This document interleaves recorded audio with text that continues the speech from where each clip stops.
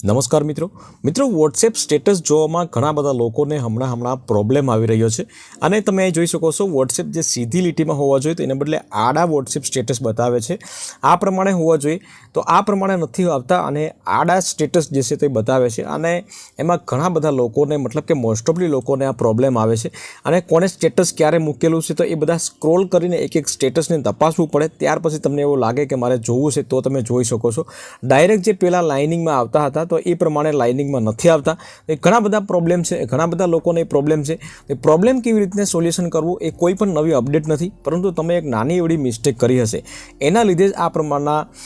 જે છે સ્ટેટસ છે તમારું આડું બતાવે છે તો એ મિસ્ટેક કેવી રીતના સોલ્વ કરવી એના વિશે આપણે આ વિડીયોના માધ્યમથી આપણે જાણીશું પહેલાં આ પ્રમાણે સ્ટેટસ જે છે બતાવતા હતા તો આ પ્રમાણે કમ્પ્લીટલી આપણે જોઈ શકતા હતા સ્ક્રોલ કરીને તમામના સ્ટેટસ આપણે જોઈ શકતા હતા પરંતુ અત્યારે હવે ત્રાસા થઈ ગયા આડા થઈ ગયા સ્ટેટસ તો એમાં આપણે એક કરીને સ્ક્રોલ કરીને જોવું પડતું હતું તો એ બહુ મુશ્કેલી પડે છે મિત્રો અત્યારે ઘણા બધા લોકોને તો કેવી રીતે ઠીક કરવું એના વિશે આપણે સ્ટેપ બાય સ્ટેપ જાણીએ તો સૌપ્રથમ તમારે વોટ્સએપ ઓપન કરી લેવાનું છે વોટ્સએપ ઓપન કર્યા પછી તમારે અહીંયા અપડેટ્સ કરીને છે તો એના ઉપર આપણે ક્લિક કરી લેવાનું છે એટલે અહીંયા તમે જેટલા પણ લોકોને વોટ્સએપમાં ફોલો કર્યા હશે એ તમામ ફોલો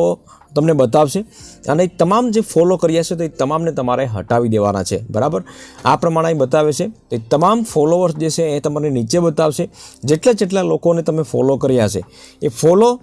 ને તમારે હટાવી દેવાના છે તો સૌપ્રથમ જે છે અહીંયા તમે જોઈ શકો છો આજ તક છે તો એને પણ મેં ફોલો કરેલું છે તો અહીંયા 3 લાઇનિંગ તમે જોઈ શકો છો ત્યાં તમે ક્લિક કરો અને અહીંયા અનફોલોનો જે ઓપ્શન છે તો એના ઉપર ક્લિક કરી અને એને અનફોલો કરી દો તે પછી અહીંયા સ્ટેપ બાય સ્ટેપ રોશની કરીને છે તો એને પણ હું અહીંયા 3 ડોટ ઉપર ક્લિક કરી અને અનફોલો ઉપર ક્લિક કરી અને અનફોલો કરી દેશું ત્યાર પછી અહીંયા સ્ટાર કરીને છે તો એને પણ આપણે અનફોલો કરી દેશું તો આ પ્રમાણે તમે જેટલા લોકોને ફોલો કર્યા છે એને સ્ટેપ બાય સ્ટેપ અનફોલો કરી દો